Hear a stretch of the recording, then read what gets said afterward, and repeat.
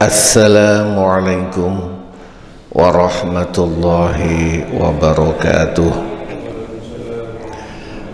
Alhamdulillah alladzi hadana li hadza wa ma kunna linahtadiya laula an hadana Allah.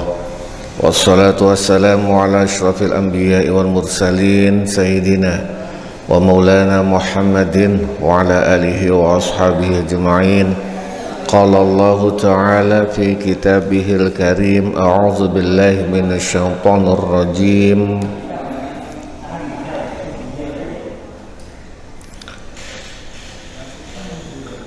Wabtalul yatama hatta idza balaghun nikaha fa in anastum minhum rushdan fadfa'u ilaihim amwalahum. Al-ayah. Wa qala rasulihil karim khairukum man ta'allama al-Qur'an wa 'allama. Wa qala al-mu'allif wa nafa'na bihi wa bi'ulumihi wa asrarihi amin ya rabbal alamin. Al-Fatihah ila hadratin Nabil Mustafa Muhammad sallallahu alaihi wasallam wa ala alihi wa ashabihi wa zurriyyatihi wa furu'ihi wa usulihi wa ila jami'i ikhwanihi minal anbiya'i wal mursalin wal awliya'i wa syuhada'i was salihin wa sahabati wa tabi'in wa tabi'i tabi'in wal ulama'il amilin wal musannifin al mukhlisin wa jami'al malaikatil muqarrabin khususan Syekh Abdul Qadir al-Jilani wa Ghazali wal ahliyati sa'afil Jawa wal mufassirin wa muhaqqiqin wal mutasawwifin wal arifin billahi rabbil alamin, khususan mu'alif hadzal kitab Kiai Haji Ahmad Nasrallah bin Abdul Rahim, mu'alif kitab Rawa'i'ul Bayan fi tafsiri ayatil ahkam, Syekh Ali As-Sabuni, mu'alif kitab Al-Majmu' Syarah Muhazzab Syekh Abu Zakaria Yahya bin Syaraf An-Nawawi, wa ala alihim wa ashabihim wa zurriyatihim wa furuhihim wa usulihim wa ghafarahum wa rahimahumullah. Syai'un lillah wa lana wa lahumul Fatihah. A'udzu billahi minasyaitonir rajim. Bismillahir rahim.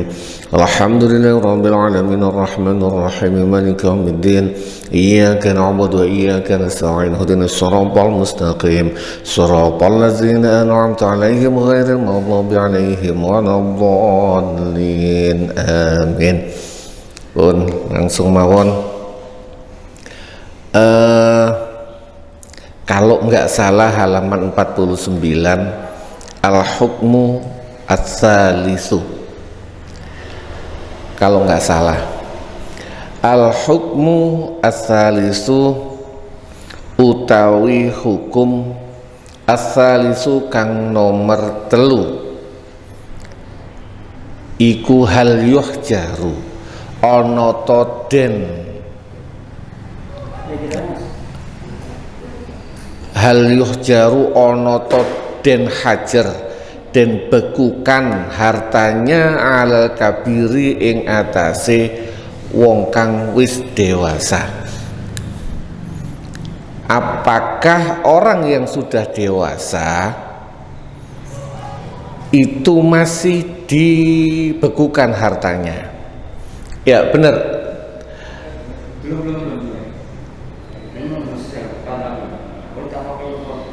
Qad ittafaqal fuqaha. Oke. Wa qad ittafaqa, sebelumnya wa qad ittafaqa lan teman-teman sepakat sapa al fuqaha'u pira-pira ahli fikih sepakat apa ala an-nasghira ing atase arek cilik iku la yudfa'u ora, sepakat apa ala an-nasghira ing atase arek cilik la yudfa'u ora den serahaken ilaihi maring shaghir apa maluhu bandane shaghir hatta ya belugha sehingga sampai sapa shaghir sinnal ihtilami ing umur mimpi basah wa yunasu lan den ngerteni minhu saking shaghir apa ar-rusdu pinter dalam mengelola harta. Bukan hanya pinter ngerti isok beli dan sebagainya, tetapi pinter dalam mengelola harta Kenapa sepakat ini? Liqaulihi ta'ala, krana dawuh Gusti Allah taala, wa batalul yatama hatta iza balaghun nikaha fa in anastum minhum rusdan fadfa'u ilaihim amwalahum. Ahli fikih sepakat harta anak yang masih kecil itu tidak boleh diserahkan sebelum pertama ada dua syarat: umur baligh. Bisa jadi ada orang yang belum baligh, atau makanya umur yang dipakai adalah umur maksimal, maka umur 15. Ada yang baligh sebelum umurnya. Umur 10 anak kecil zaman sekarang sudah baligh, sudah. Tapi yang jadi pedomannya bukan ihtilamnya, tapi umurnya. Zaman sekarang karena tontonan video dan sebagainya, bebas orang tua. Kalau orang tua nggak bisa kontrol anak kecil, anak SD. Sekarang ada kemarin kasus anak umur kelas 4 yang ditonton tontonan seperti itu otomatis merasuk ke otaknya. Dia mungkin akan cepat dewasa sebelum waktunya, mungkin masih umur 10 sudah baligh, dewasa sebelum waktunya. Yang jadi patokan adalah umurnya, umur standar baligh. Nah, biasanya di negara-negara Arab adalah umur 15. Apakah sudah cukup? Tidak. Di samping itu diperkirakan dia mampu untuk mengelola keuangannya. Dalam Indonesia kita bukan patokan itu saja, ada kira-kira anak itu sudah mulai dewasa mengelola keuangannya untuk melaksanakan transaksi umur 21, batas transaksi di Indonesia, atau sudah menikah sebelum 21 boleh melaksanakan transaksi. Ini yang dimaksud. Juga termasuk diberikan kepada anak yatim yang masih kecil. Fakot syaratat mongko teman-teman nyaratakan opo al ayatu ayat syartaini ing dua syarat. Yang pertama al awalu tawi kang pertama iku al bulughu baligh, umur baligh. Wasani lan kang kedua iku ar-rusdu, pinter. Yang dimaksud rusdu pinter ini apa? Wahwa utawi ar-rusdu iku husnut tasarrufi, baguse mengelola fil mali ing dalem harta. Dia bisa mengelola harta atau tidak, oleh duit sakmene apakah semua dibelanjakan atau setiap penghasilan, setiap kondisi itu mempunyai pengelolaan beda-beda. Falfasiku mongko utawi wong kang fasik iku yuhjaru den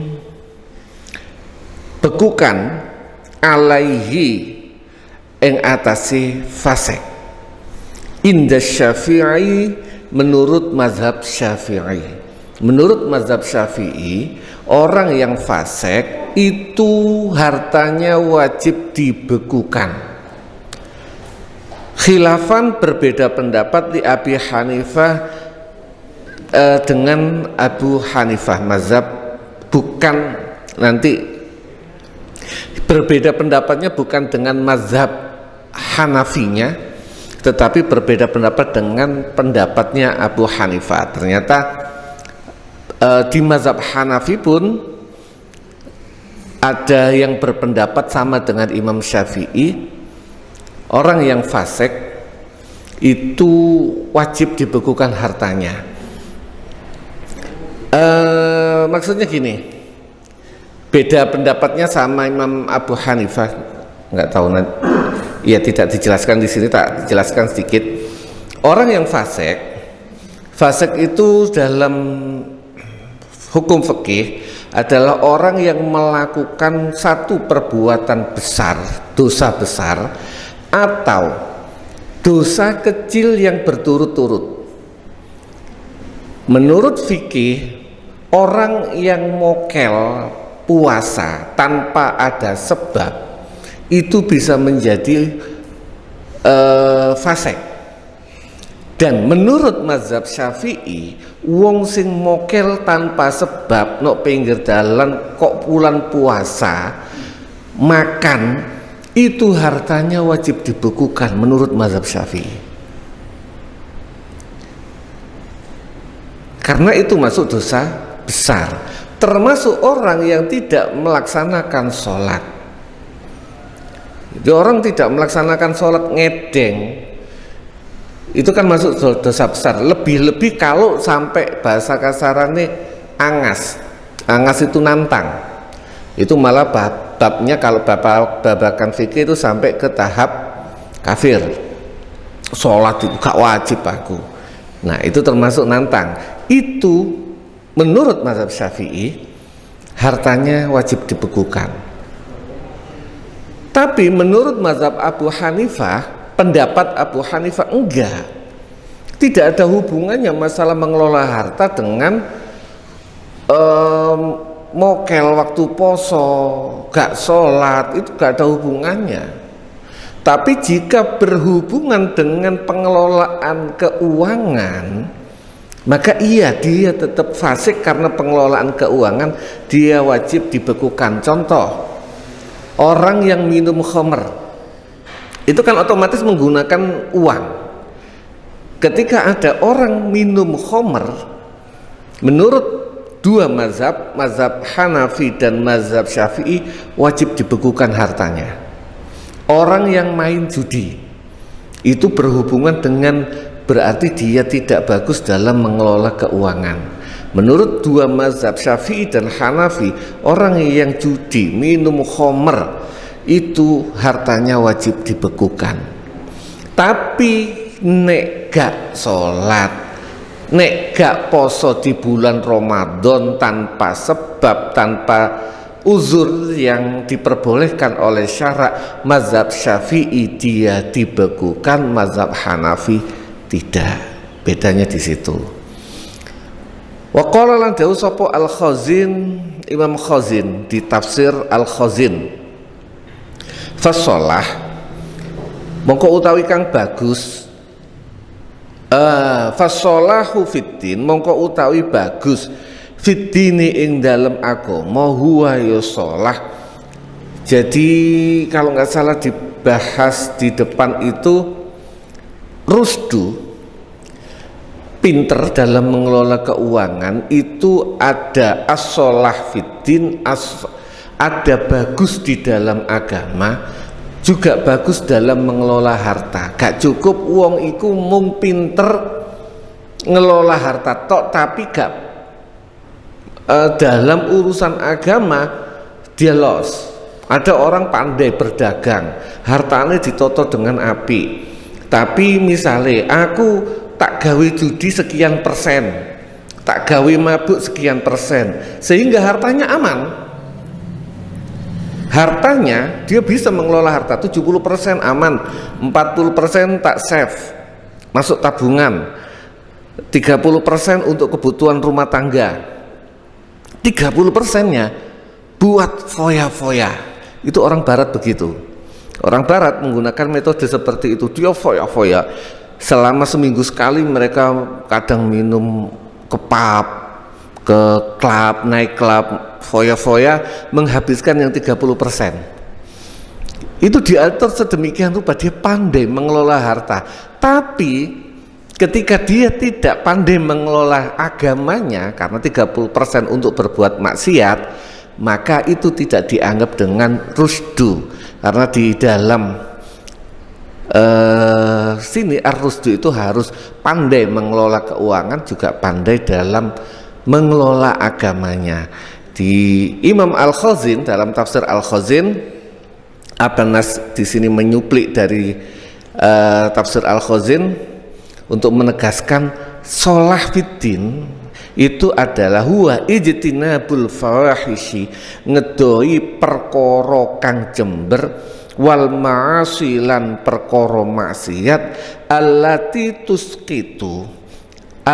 tuskitu atau di sini allati tastaqitu kang dadi gugur biha kelawan fawahis atau ma'asi apa al-adalatu sifat adil. Kalau nggak salah di kitab Al-Khazinnya bukan tastaqitu tetapi allati tasqutu biha al-adalah, walaupun insya Allah secara makna nggak ada masalah. Yang dimaksud bagus dalam urusan agama adalah menjauhi perbuatan yang menjijikkan dan maksiat yang bisa menggugurkan sifat adil. Di dalam hukum Islam itu terutama kalau orang kalau melaksanakan perbuatan dosa besar, itu sifat adilnya itu gugur, yang membuat dia tidak boleh. Ini merembet, nanti dibahas, mungkin Ustaz Zain bisa membahas itu berhubungan sampai dia tidak boleh menjadi saksi, dia tidak boleh menjadi wali nikah. Ini di Indonesia terutama Jakarta banyak yang rodok. Kenapa di Sidoarjo orang-orang Sidoarjo itu seneng mewakilkan walinya ke kiai? Salah satunya orang-orang kampung itu khawatir kalau dia tidak adil. Ketika tidak adil, karena salah satu yang menggugurkan sifat adil adalah dia berbuat dosa besar sekali atau dosa kecil berkali-kali, itu bisa menjadikan dia fasik dan menjadikan dia tidak adil, sehingga akad nikahnya membuat tidak sah. Di Sidoarjo itu saya bangga sebagai orang Sidoarjo ketika orang-orang itu mau mewakilkan ke kiai, karena itu saking hati-hatinya. Itu benar. Beda dengan orang yang sok pede, ngapunten Pak wedene ngepol, wis tak waleni. Iya benar, gak ada masalah. Tapi apakah dia sudah fasik atau tidak? Karena salah satu sifat yang tidak boleh orang menjadi wali bahkan saksi adalah ketika dia sudah kehilangan sifat adilnya. Untuk merembet, tapi ini perlu kita koreksi diri lah, bahwasanya itu bisa terjadi. Jangan sampai sifat adilnya menjadi saksi, tidak boleh. Apalagi dalam persaksian sidang, di sidang Islam zaman dulu, bahkan kalau nggak salah negara yang ketat dalam hukum persidangannya, orang yang minum khamr, terutama ketika sedang minum khamr, menjadi saksi, itu tidak dianggap. Pemabuk, orang ketika mabuk, kamu ketika melihat ini sedang apa? Kondisi teler, nggak bisa. Dianggap tidak sah kesaksiannya. Pun nanti kita diskusi.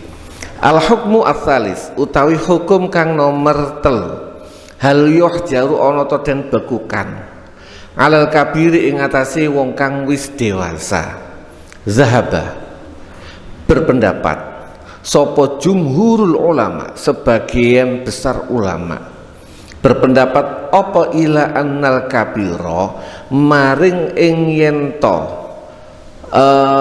maring setuhune wong kang dewasa iku yuhjaru den bekukan alaihi ing atase kabir, kama yuhjaru kaya oleh den bekukan ala soghiri ing atase bocah kang masih kecil, iza kana tatkalane ono sapa kabir iku safihan safeh. Semua, sebagian, bukan semua, sebagian besar ulama berpendapat bahwasanya orang yang dewasa yang safeh alias tidak bisa mengelola keuangannya tidak boleh diberikan hartanya. Ada orang wis gede gerang daprok umur 20 tahun los dalam mengelola harta nggak bisa, dilui duit piro wae langsung entek. Maka semua ulama berpendapat anak seperti itu tidak boleh diberikan uangnya, uang pokok. Kalau di kemarin itu uang pokok koam, tapi tetap nanti di petunjuk ayat tetap dia diberikan uang untuk kebutuhan sehari-hari, kebutuhan makan, beli baju, dan beli permen-permen yang lain boleh. Tetapi kalau sudah harta pokok itu enggak boleh walaupun dia sudah dewasa. Wa zahabalan berpendapat sopo Abu Hanifah, Imam Abu Hanifah, ila annaman maring sak temene wong balagha kang wis sampe sapa wong khamsan ing 5 wa isrina lan 20 apane sanatan umure sulima mongko den seraken sulima den seraken lahu maring man balagha sulima den seraken lahu maring man balagha apa maluhu bandane, apa maluhu bandane man sawaun podo kana ana sapa man iku rasyidan pinter au ghairu rasyidin utawa ora pinter. Semua ulama sepakat walaupun sudah dewasa kalau safeh itu dibekukan hartanya, kecuali jika umur 25 tahun ke atas. Imam Abu Hanifah yang lain tetap sepakat sampai tuwek jika masih safeh dibekukan, kecuali Abu Hanifah. Abu Hanifah berpendapat jika dia sudah umur 25 tahun wis lukno masih yo dia iso ngelola harta atau tidak. Di sini tidak diterangkan pendapat Abu Hanifah ini berdasarkan orang kalau sudah umur 25 tahun iku sudah ada wis isok dadi embah. Jadi umur 25 tahun misalnya dia nikah umur 15 tahun, punya anak perempuan umur 15 tahun, dia punya anak perempuannya sampai umur 10 tahun, anak perempuannya ini nikah umur langsung punya anak, maka mbah ini anak yang umur 25 tahun itu sudah bisa menjadi mbah. Dan bahasanya Abu Hanifah, aku isin wong sing wis pantes dadi mbah, jadi umur 25 tahun itu wis pantes dadi mbah. Menurut Imam Abu Hanifah wis dadi mbah kok cik dibekukan hartane. Ini menurut Imam Abu Hanifah. Ditarik garis tengahnya qala dawu sapa al-Allama Al-Qurtubi, Imam Al-Qurtubi dari Cordoba, Spanyol, ini memberikan garis tengah. Waktalafu lan berbeda pendapat sopo ulama fil hajri ing dalem hukume membekukan alal kabiri ing atasi wong kang dewasa. Faqala mongko dawu sopo Malik, Imam Malik, wa jumhurul fuqaha lan sebagian besar ahli fikih yuhjaru den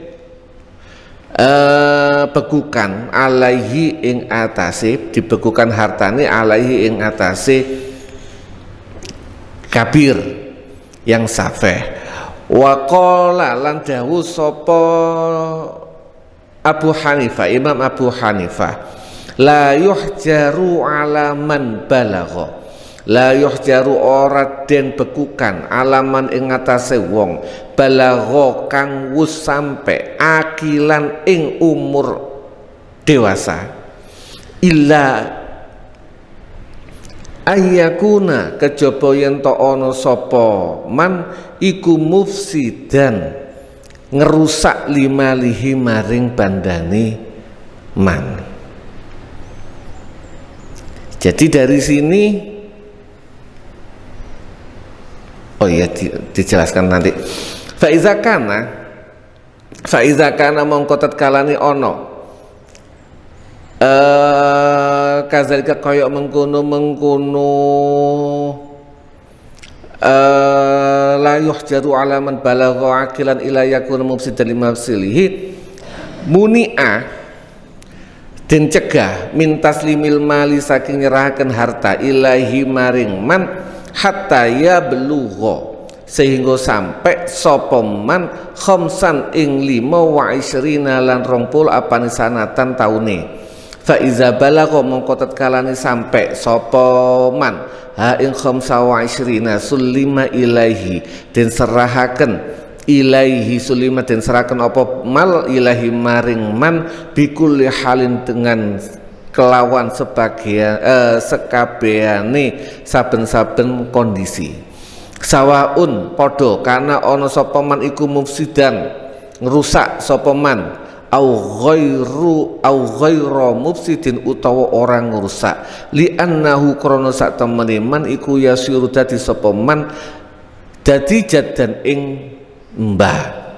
Jadi menurut hampir semua ulama sepakat kalau dia safeh ngerusak hartanya maka tidak diserahkan kecuali sampai umur 25 tahun menurut Imam Abu Hanifah. Imam Abu Hanifah berpendapat karena orang umur 25 tahun itu wis pantes dadi embah.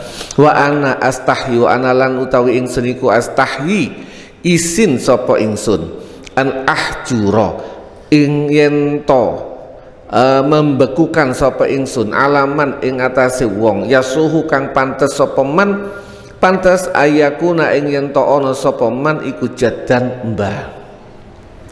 Ini berdasarkan jadi macam-macam sudut pandang. Di antara imam 4 yang berkutat dalam perekonomian itu ya Imam Abu Hanifah. Imam Syafi'i itu melihat kondisi dari sudut pandang Imam Syafi'i ahli fikih. Spesialnya dia belajar ngaji pokoknya spesial kiai. Imam Malik kiai nyel, Imam Ahmad bin Hambal kiai nyel, Imam Abu Hanifah kiai juga pedagang. Maka dalam urusan ini saya ingat Yai Hasan itu berpendapat kadang-kadang kalau urusan perdagangan lebih masuk pendapatnya Imam Abu Hanifah. Kenapa? Beliau pelaku pasar. Jadi bahasanya kalau kiai menghukumi sesuatu dari sudut teko kitab, teko buku itu kan beda dengan sing bendino petuk orang lingkungan. Nah, Imam Abu Hanifah kadang-kadang rodo agak berbeda pendapat dengan ulama-ulama yang lain, terutama ketika sudah berhubungan dengan urusan bisnis, karena mungkin beliau lebih paham kondisi-kondisi yang ada di pasar, kondisi-kondisi yang ada di lingkungan. Imam Abu Hanifah lebih Kadang-kadang ya contoh ini salah satunya. Al-hukmu ar-rabi'u. Al-hukmu utawi hukum ar-rabi'u kang nomor 4. Hal yubahu ana to den wenangaken lil wasi maring wong kang den wasiati, alias orang yang diwasiati untuk mengelola harta anak yatim. Apakah diperbolehkan opo ayakula ing yen to mangan sapa wasi min malil yatim saking bandane anak yatim. Orang yang mengelola, menjadi pengelola harta anak yatim, kalau di kita sekarang dalam bentuk yayasan panti asuhan, yayasan anak yatim, apakah boleh makan hartanya anak yatim? Kalau dulu banyak anak yatim yang kaya, dia punya harta. Tapi kalau sekarang dalam bentuk yayasan, orang nyumbang untuk anak yatim atau negara memberikan dana untuk anak yatim, apakah pengurusnya boleh makan atau boleh ngambil dari harta itu? Dalla nuduhaken apa qauluhu ta'ala, dawuh Gusti Allah Ta'ala, waman utawa sapane wong iku kana ana sapa man iku ghaniyan sugih, fal yastafif mongko becik menjaga diri. Waman lan utawi sapane wong iku kana ana sapa man iku fakiron fakir, alias tidak punya penghasilan lain selain menjadi fakir. Fokus ada pengurus panti asuhan yang nggak mempunyai profesi lain selain mengurusi anak yatim, maka fal yakul moko becik mangan sopo man bil ma'rufi kelawan perkara kang api, alias berdasarkan standar. Orang kaya, pengurus anak yatim, sugih, punya bisnis, maka lebih baik dia tidak perlu udik-udik. Tetapi jika dia memang tidak punya pemasukan lain, boleh makan dari situ. Ayat ini menunjukkan apa? Ala annal wasi, ala anna lil wasi, bukan musi, insya Allah, karena dari awal begitu. Ing atase sak temene iku wenang lil wasi, wenang maring wong kang den wasiati, wenang apa ayakula ing yen to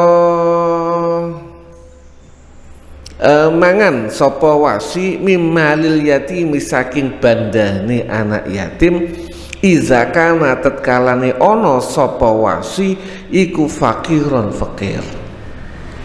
Ayat ini menunjukkan bahwasanya boleh makan dari harta anak yatim, baik tadi panti asuhan atau memang anak yatim beneran, jika dia fakir alias tidak ada pemasukan lain.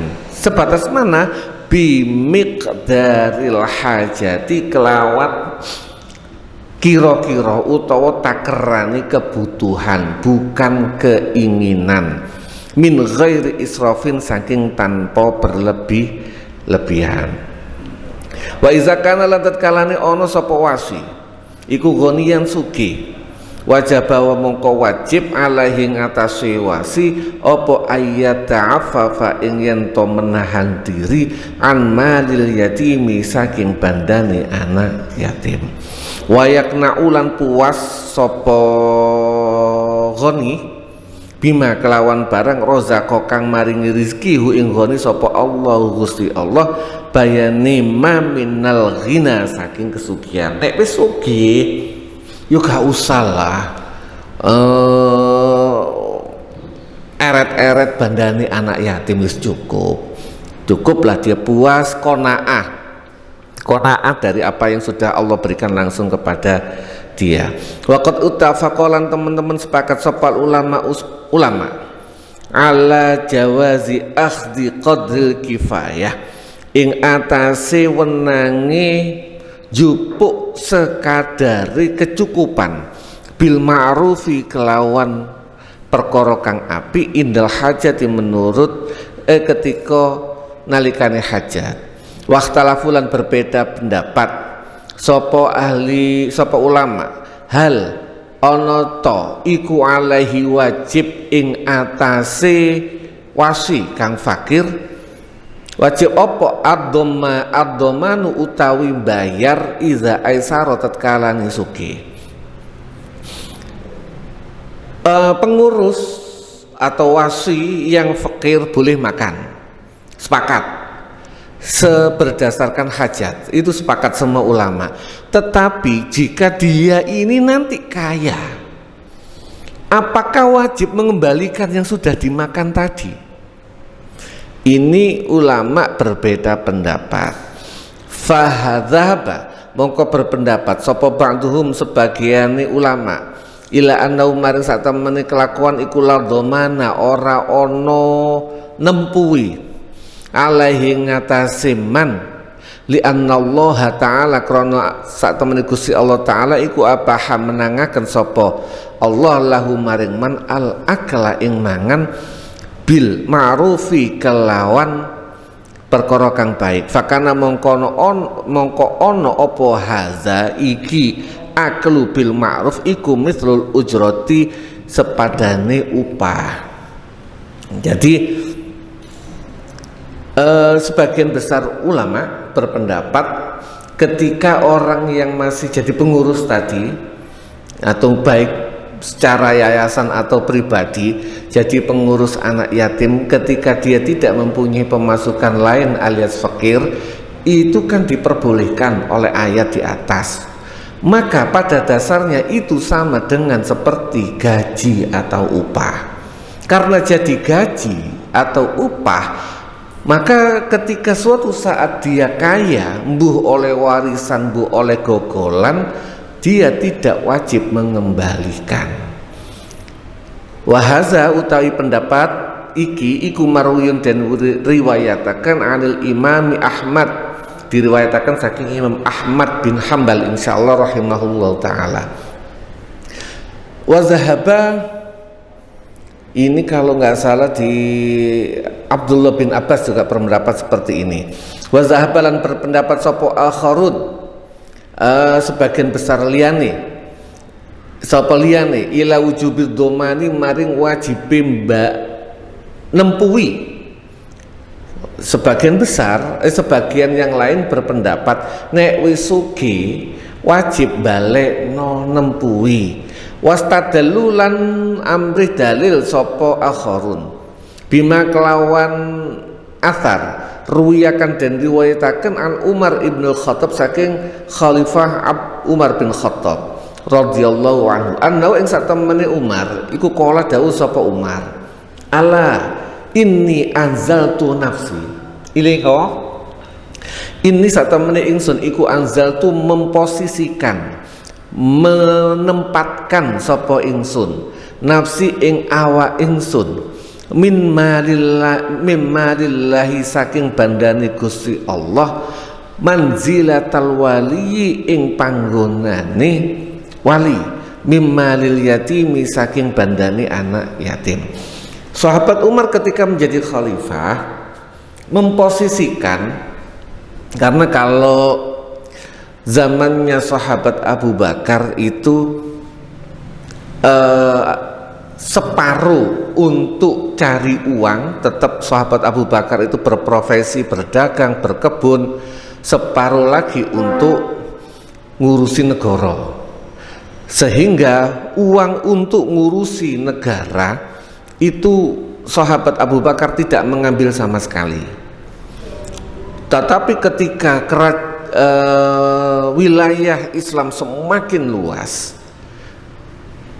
dan ketika sahabat Abu Bakar wafat, banyak para sahabat itu yang gak cukup waktu ini khalifah ngurusi umat kalau dibagi ambek golek duit. Maka sepakat Umar itu tidak boleh kerja, tidak boleh berdagang dan sebagainya, hanya boleh ngurusi negara umat. Karena ngurusi umat mau nggak mau beliau tidak ada pemasukan lain kecuali dari hartanya umat. Maka di sini Sayyidina Umar menggunakan kalimat mimmalillahi, dari hartani Gusti Allah. Kenapa? Dulu pemasukan daulah, pemasukan umat Islam itu kalau enggak dari zakat, dari ghanimah, dari semua yang berhubungan dengan urusan syariat. Beda zaman sekarang kan ada, kalau negara zaman sekarang kan pemasukannya macam-macam. Kalau dulu ya memang berdasarkan syariat semua.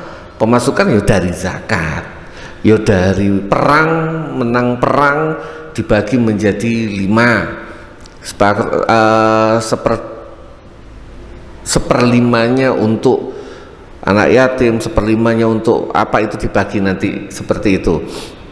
Maka itu Umar bin Khattab, Khalifah Umar beranggapan itu adalah hartane Allah. Dan aku, kata Sayyidina Umar, memposisikan diriku untuk dengan harta ini seperti aku memposisikan harta menjadi wali, manzilatal wali min malil yatimi, seperti posisinya wasi terhadap hartanya anak yatim.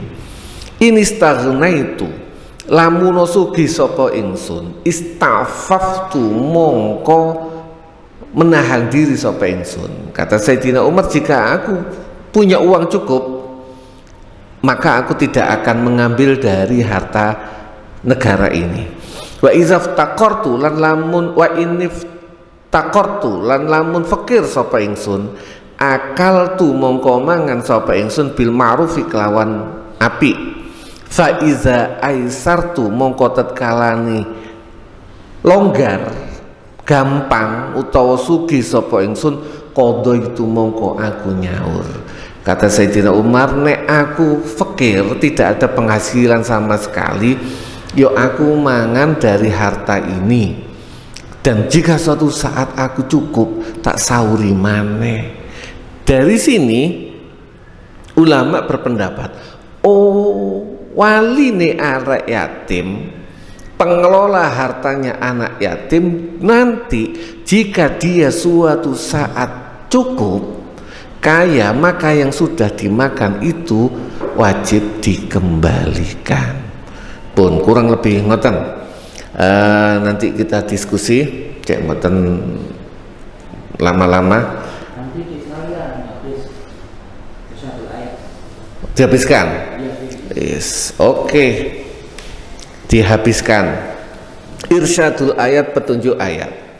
1. Wujubul hajri, wajibnya membekukan ala sufaha yang ngatasi piro-piro safeh, hatta yatabayyana, sehingga jelas apa rusduhum pintere safeh, wa islahuhum lan baguse safeh lil amwali maring harta. Orang yang safeh, siapapun itu, laki-laki, perempuan, muda, tua, jika dia tidak bisa mengelola hartanya, maka wajib dibekukan. Kedua, al-infaku al-mahjuri alaih, al-infaku utawi memberikan nafkah, al-mahjuri alaihi ing atase wong kang den bekukan hartanya. Yang dibekukan hartanya bukan berarti dia tidak boleh mendapatkan apa-apa, tetapi dia tetap diberikan infak bitoami kelawan makanan, wal kiswati lan pakaian, wasairi wujuhil infakilan sekerine piro-piro sudut aspek infak. Orang yang hartanya dibekukan, makanya dulu paling ideal dibekukan itu apa? Ya kalau dia punya uang dimasukkan ke dalam obligasi atau suku atau RDN. Nah, otomatis ada sharing profit, ada uang yang margin laba per tahunnya keluar. Nah, uang dari margin laba sharing profitnya diberikan kepada mereka yang dibekukan, entah itu anak yatim atau yang lain. Atau kalau sawah, yo sawah ojo didol, disewakno. Kalau dia tidak bisa punya sawah luas, gak bisa bertani, yo disewakno. Uang sewanya buat infak di sini untuk makan, untuk baju dan sebagainya. 3. Ikhtibaru halil aitami, nguji kondisine anak yatim indal buluhi tetkalane baligh qabla taslimihim sadurunge nyelrahaken ing anak yatim almala ing bondo lima'rifati krana ngawerwi dalailir rusdi ing lima'rifati dalailir rusdi krana ngawerwi pira-pira petunjuke pintar. Anak yatim ketika sudah balik, sebelum hartanya kita berikan, maka wajib diuji dulu apakah untuk mengetahui dia sudah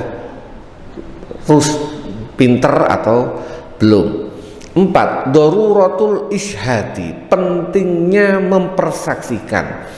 Inda taslimil yatama tatkalane nyerahaken ing anak yatim amwalahum ing bandane yatama khosyatal juhudi krana wedi angas wal ingkari lan ingkar.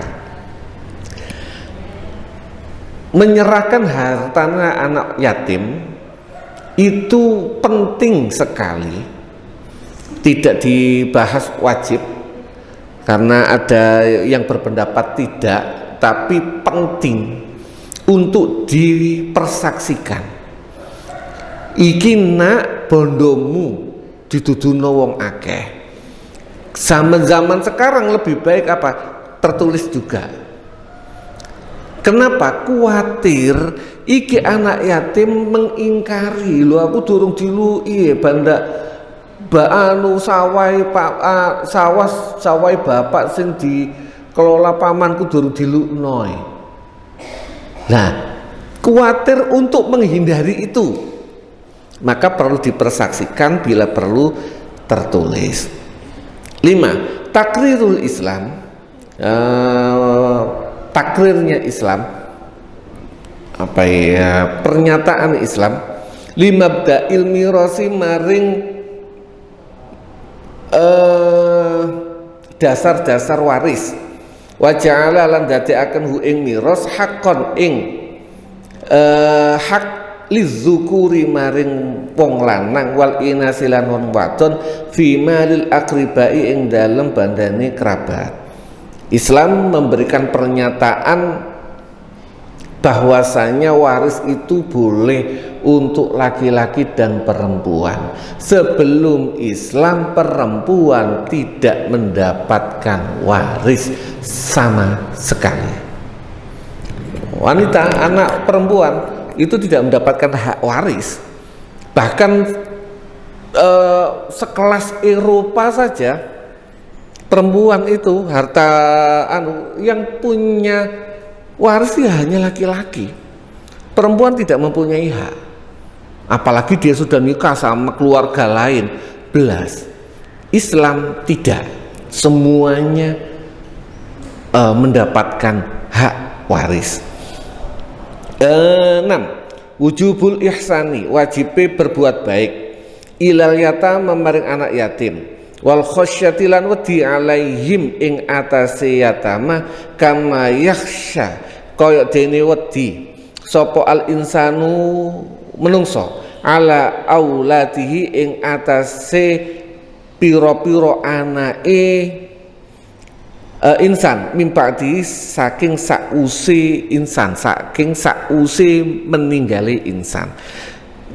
Wajib berbuat baik terhadap anak yatim, koyok-koyok membayangkan engko nek aku gak ono anakku iku sapa sing ngopeni.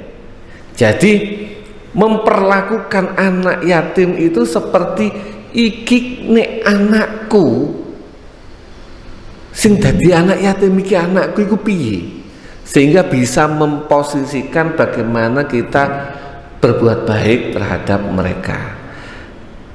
7. Al-i'tida'u apa ya? Al-i'tida'u itu merampas ala amwalil yatim ing atase pira-pira hartane anak yatim. Jadi melanggar, al-i'tida'u melanggar ala amwalil yatim ing atase pira-pira hartane yatim iku minal kabairi setengah saking dosa gede. Allati tujibu kang menyebabkan azaban nari maring siksa neraka. Al-i'tida itu tidak selalu merampas semuanya, melanggar, maka yang paling dipakai adalah melanggar. Bisa jadi yang dilanggar sebagian. Melanggar harta bagiannya anak yatim itu dosa besar. Pun mbok menawi wonten pertanyaan, monggo.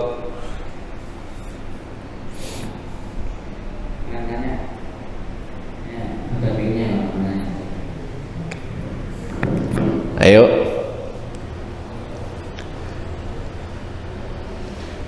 Ini kemarin sudah memang ngaji itu sambil mikir ini memberikan penyimpulan. Memang ngaji semakin lama babakan ini saya pribadi babakan masalah ta'adud, masalah poligami itu awalnya kurang paham banget tentang posisi Islam. Selama ini yang kita tahu orang poligami pokoknya justru sunnah, sing dirabi, sing tambah enom, sing tambah ayu dan sebagainya. Tapi semakin ngaji ke sini kemarin disimpulkan oleh Ustadz Zain, tak ulangi barangkali ada yang tidak hadir, yang sunnah itu mempoligami satu syaratnya yang mau dipoligami itu janda yang mempunyai anak yatim dan janda tersebut tidak bisa mengelola harta. Itu satu. 2, sing mau menikahi iki kudu pinter mengelola harta. Jadi itu jadi nanti hukumnya jadi sunnah. Lah kalau ngapunten posisi sing mau nikah gak iso ngelola harta, sepurane ustad, sepurane ngapunten sing biasa itu Kang Wahyu ya ustad ya anu sepurane biasanya ustad itu malah gak bisa mengelola harta. Nikah sama janda kaya yang punya anak yatim bisa jadi tambah ludes itu uang. Justru yang ideal adalah yang bisa mengelola harta, yang dinikahi adalah janda yang mempunyai anak yatim, tujuannya agar harta anak yatim ini dikelola. Ketika nanti anak yatim ini besar, hartanya minimal utuh, itu nanti bisa jadi sunnah. Soalnya dong. Ayo monggo, ini hanya mengingatkan lagi. Saya sendiri, ya Allah, dahsyat sebenarnya ajaran Islam. Kalau kita ngajinya komplit, ngaji ini separuh-separuh, ya ngapunten, ya akhirnya banyak lah yang aneh-aneh. Diambil enak itu bener. Monggo. Waalaikumsalam. Itu yang berkaitan tadi dosa kecil yang terus menerus itu gimana? Contoh agak-agak anu ya, paling gampang dosa kecil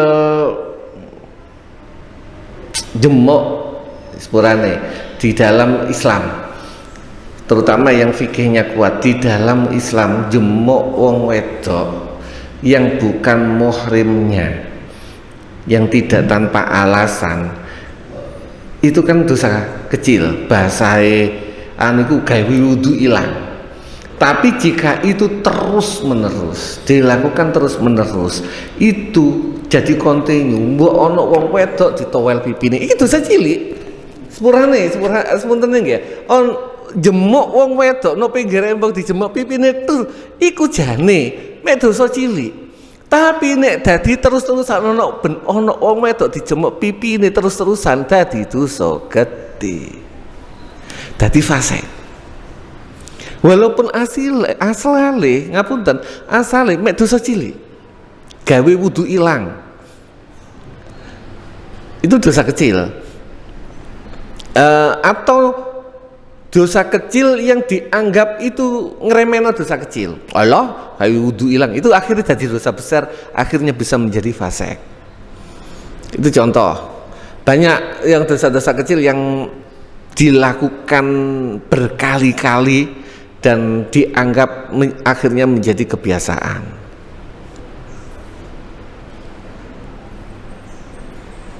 Ada kalau dosa besar kan sebenarnya ada banyak yang menyebutkan banyak dosa besar, durhaka dan sebagainya. Tapi kalau dosa kecil banyak sekali. Kita rata-rata di Indonesia kan ya susah untuk menghindari dosa kecil. Contoh yang paling gampang, salaman. Itu kan kalau ngomong dosa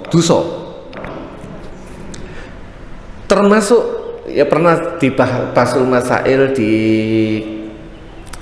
kami kalangan pelajar di Syria. Saya ingat pernah dibahas bagaimana hukumi santri perempuan salim sama kiainya untuk tabarukan. Itu kan sering, itu terjadi toh. Apalagi kalau yang itu terjadi.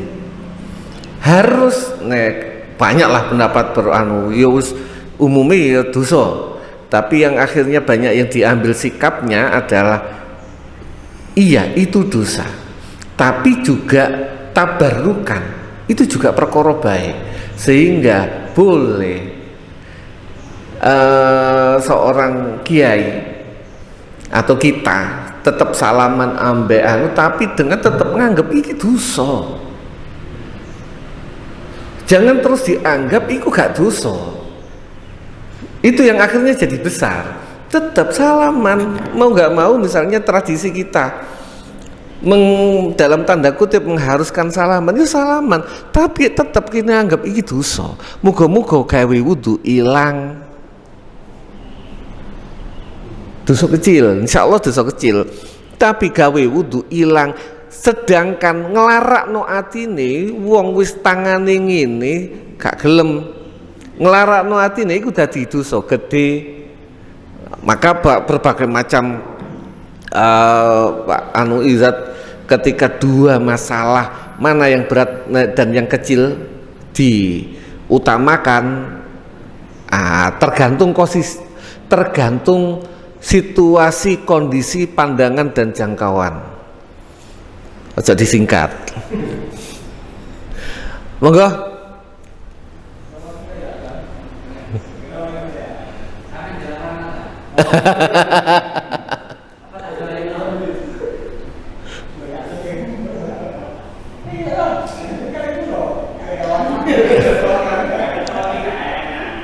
Yo.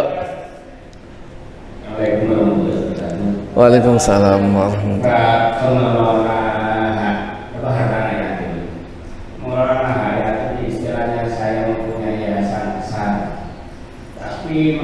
hak itu dia harus ikut saya atau hanya saya daftar saja, gimana hukumnya? Nah, saya mempunyai anak di rumah saya ada 3, cuma saya mempunyai 100 anak. Dalam kebakaran 100 anak, cuma dia itu saya kumpulkan hanya berapa sekali ada event apa harus saya kumpulkan. Terus setelah itu nggak ada. Dan kegagalan hanya 100, cuma yang hadir di rumah saya itu 3 anak. Gimana? Saya harus tak mengelola pola tak loading dulu. Ini bayangan saya. Saya punya panti asuhan. Ya. Panti asuhan yang ada di panti saya itu cuma 10 orang. Tapi yang terdaftar di dalam dinas sosial itu 100. Yang 90 itu benar adanya, tapi tidak tinggal di rumah ibu masing-masing. Tapi benar 100. Ya insya Allah sih nggak masalah, selama memang distribusi itu kan tidak termasuk huruf, tidak masuk pembohongan. Yang dikelola memang benar-benar 100 orang. Cuma karena mereka masih ada ibunya tinggal di rumah masing-masing, selama yang 100 ini tetap, karena ini mohon maaf yang dimaksud oleh Cak Son adalah dana kebetulan misalnya yang perlu mencantumkan legalitas dan validasi data. Biasanya ada sumbangan atau dana dari dinas. Kalau dana dari sumbangan orang-orang kampung sih biasanya nggak perlu ngecek daftarnya ada berapa dan sebagainya. Tapi kalau dari dinas biasanya perlu ada data dan validasi data. Kalau memang benar 100 orang itu ada dalam naungan saya, cuma tidak tinggal di panti asuhan saya, insya Allah tidak pembohongan. Ini tidak asal tidak keluar dari, yaitu tadi bahas masalah prosentase gaji. Jangan-jangan langsung diprosentasekan kayak orang sumbangan masjid yang selama ini ada, langsung 40 untuk masjid, 60% buat saya. Jangan sampai kayak gitu juga. Itu kan kejadian-kejadian yang banyak terjadi. Mudah-mudahan jangan sampai kita laksanakan. Walaupun bahasa Ustaz Zain iku high rise high return, resikonya besar, tapi insya Allah jika dijalankan dengan benar ganjarannya besar sekali. Kurang lebih ngoten aja Son, maksudnya saya belum loading. Berarti itu nggak bisa mendata tiap anak. Saya ada 10.000 yang ikut orang tuanya pun si pengelolaan nggak bisa begitu ya.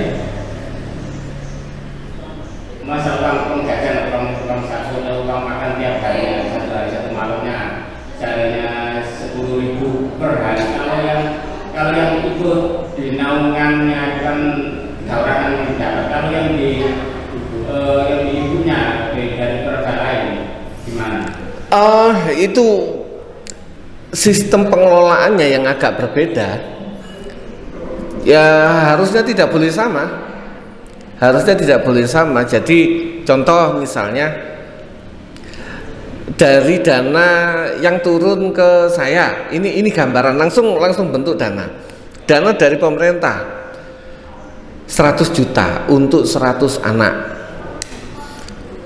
yang 90 di ibunya, yang nggak bisa disamakan. Anak dapat 1 juta, mereka 1 juta, terus yang di sini 1 juta, yang di sini yang kita omong ini gak mungkin tek 1 juta, pasti lebih 3 juta.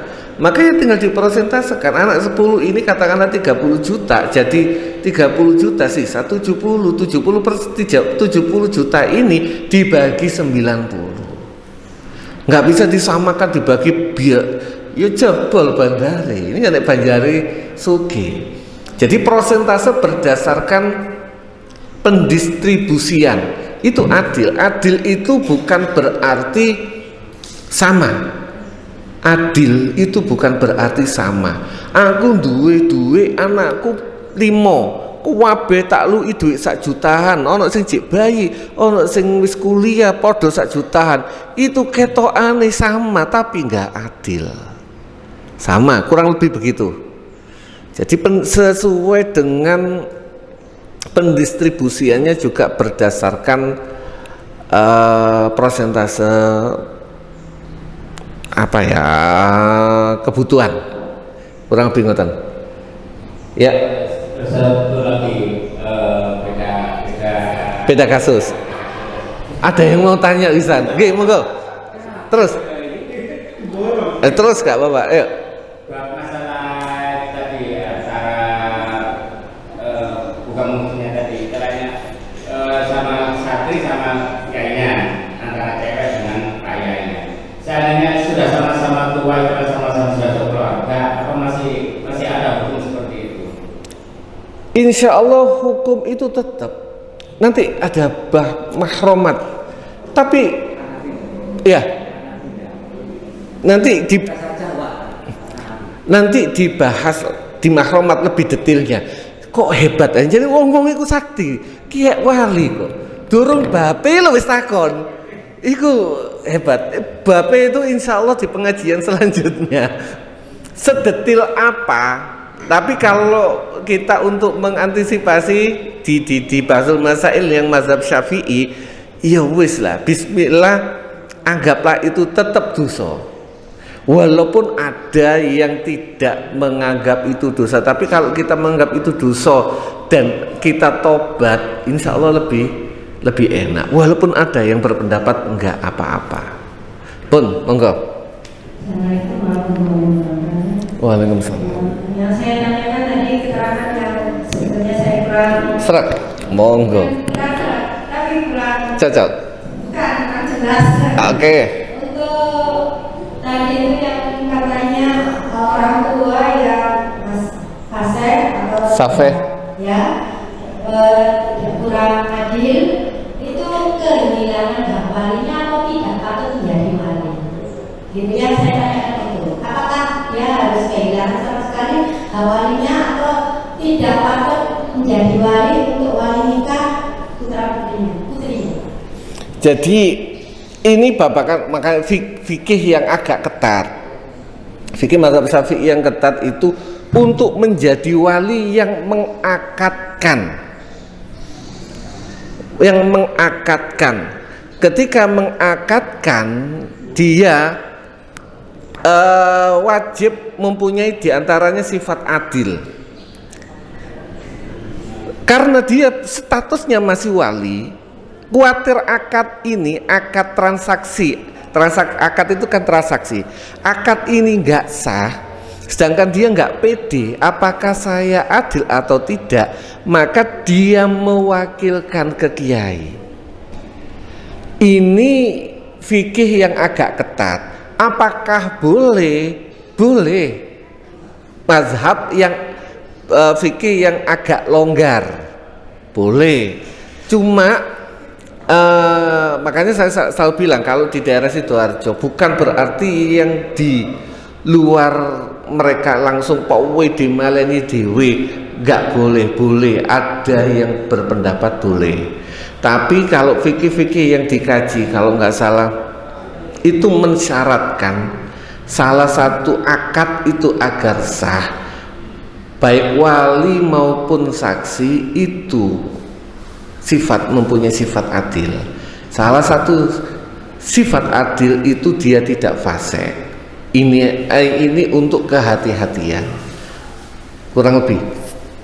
Kalau misalkan adil atau ya kesalahan seperti itu yang ketat begitu, apakah yang saya tanyakan petugas pengeluhan biasanya yang menikahkan itu apakah sudah dijamin punya sifat seperti itu? Oh tidak ada jaminan. Berarti kan itu sama subjektif. Kali kan ya. Betul. Berarti kalau misalkan kita menikahkan seorang anak perempuan itu harus mencari misalkan yang kita anggap yang terbaik gitu ya. Tapi bukan keharusan. Bukan. Ini hanya sekedar contoh dan itu hampir tidak kita temukan di tempat lain.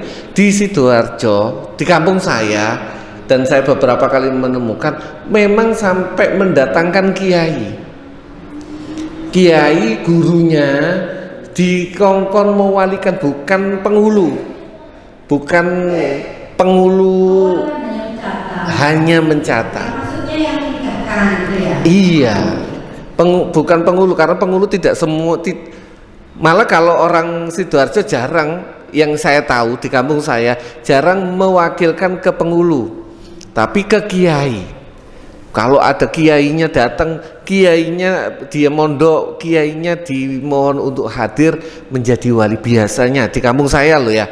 Makanya saya apakah dia mewalikan sendiri boleh? Boleh. Diwakilkan penghulu, makanya tergantung. Kalau dia pede bahwasanya dia insya Allah sih aku gak tahu neko-neko, ya insya Allah aman. Tergantung masing-masing. Tapi insya Allah sah. Hanya untuk sifat kehati-hatian. Ya, terima kasih. Sama-sama. Monggo sampun nanti disempurnakan sama Ustaz Zain. Saking kula akhiri wabillahi taufiq wal hidayah wal ridha wal inayah. Wassalamualaikum warahmatullahi wabarakatuh.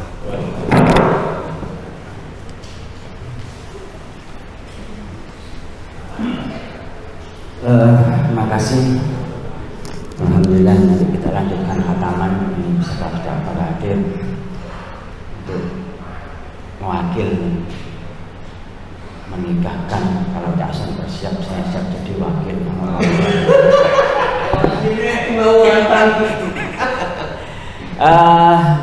Saya tidak komentari tentang dosa-dosa kecil, itu memang sangat berkaitan dengan niat dan keinginan, jelas ke sana gitu loh. Istighfar itu artinya apa? Dia cari-cari kesempatan, cari-cari untuk itu gitu. Tapi kalau insidentil memang situasi, ya udah dia lagi gitu.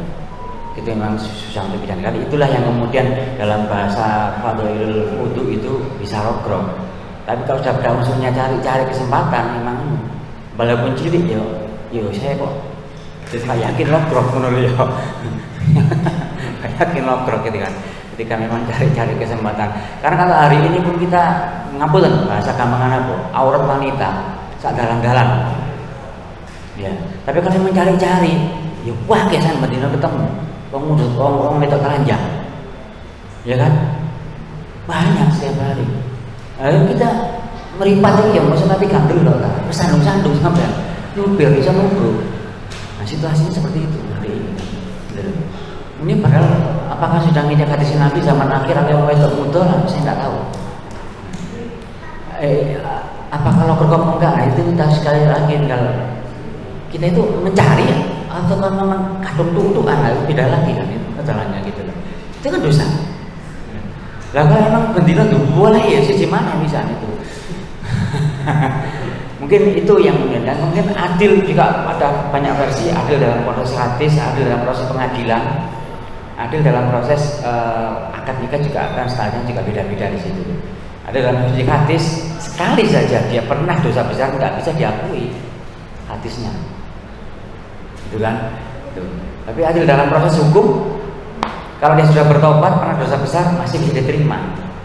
Itu kajian di fikih-nya fikih masalah adalah gitu ya, bab adalah itu di situ.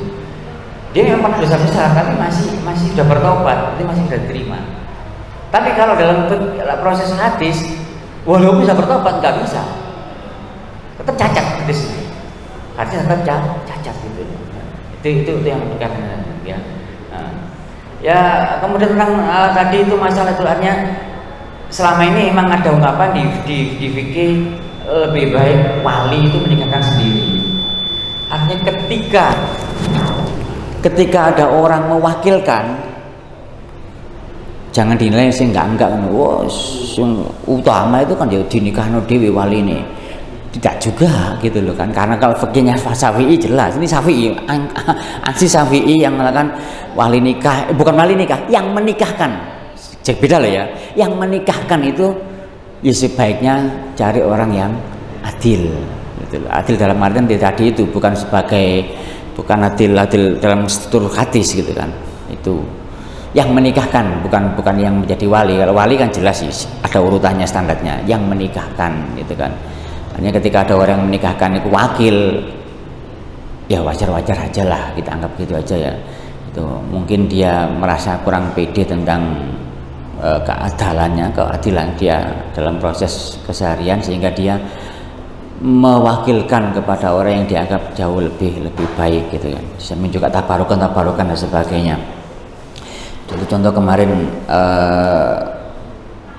Ning Ida putranya Jamal menikahkan putrinya, mewakilkannya kepada Habib Umar. Karena beliau terkenal dengan kealimannya dan kezuhudannya. Saya pikir lebih baik seperti itu gitu ya. Jadi itu mungkin sedikit dan banyak hal yang dan juga ngapunten ini sedikit mungkin dibahas lebih panjang gitu kan. Ketika tadi orang dewasa itu harus apakah itu hanya berlaku untuk anak yatim toh, ataukah wong-wong wis gede gak duwe anak yatim, mungkin anakku dan sebagainya kok gede gak iso ngelola, apakah juga harus. Nah itu saya pikir lebih panjang pembahasan, karena di fikih ini campur, artinya campur apa, ini juga fikih ubudiyah dan campur dengan fikih sosialnya juga. Saya ngomong ubudiyah ngeramput tarik yatim itu dan sebagainya gitu. Dan juga kondisi Indonesia juga beda sekali kan, makanya kondisi Indonesia timbangan yang ngeramput tarik yatim ketika ibu iku gak iso nyambut gak iso ngelola, ya keleleran ibu iku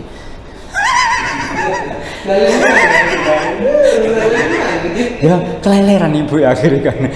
Terus yang dirambut iki sing piye sakjane. Maka pekerjakanlah, bikinlah perusahaan khusus untuk janda-janda, sehingga hartanya yatim iki ojo dikelola sampai nyambut gawe nang kene hartane fresh dibekukan. Loh, solusinya kesan tidak harus menikahi kan? Tidak harus menikahi, bikinlah perusahaan, janda-janda pekerjakan di sana, openono gaji dengan gaji yang mungkin ya cukup dia untuk makan, sehingga ibunya tidak sampai menghabiskan hartanya untuk anak yatim dengan alasan untuk makan dan sebagainya.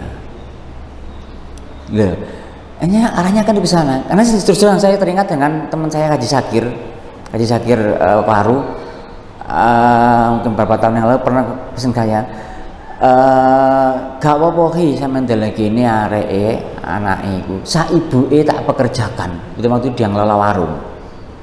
Saya pikir itu ibuke butuh urip. Nah kini sa ibuke, karena benar dia waktu itu punya warung tak pekerjakan di sana. Kayaknya mungkin gitu. Butuh sebuah terobosan seperti itu untuk memfasilitasi itu tuh. Artinya ketika ada seorang janda yang mungkin tidak pernah bekerja tapi untuk anak yatim, kayaknya perlu fasilitas khusus trimon lah, walaupun mungkin kemampuannya pas-pasan gitu.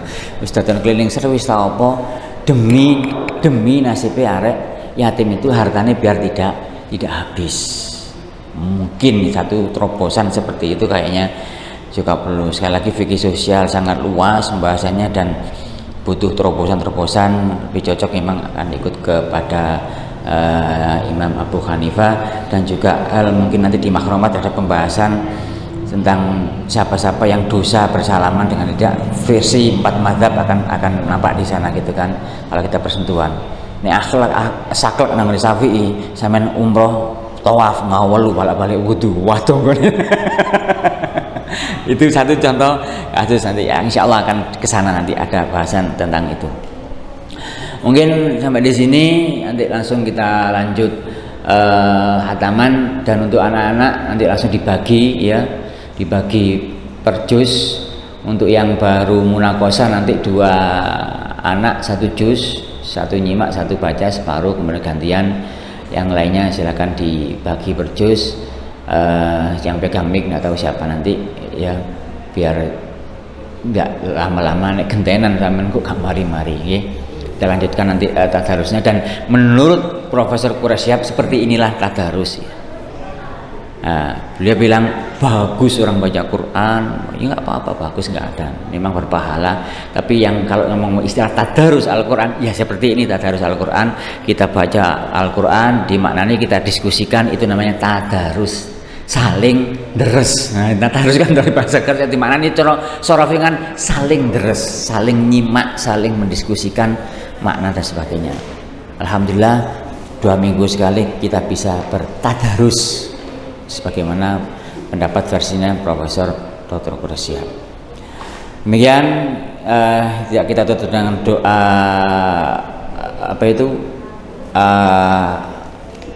tutup Al-Quran karena ini masih ada hotmail Quran. Dari kami kurang lebih mohon maaf. Allahumma Assalamualaikum warahmatullahi wabarakatuh.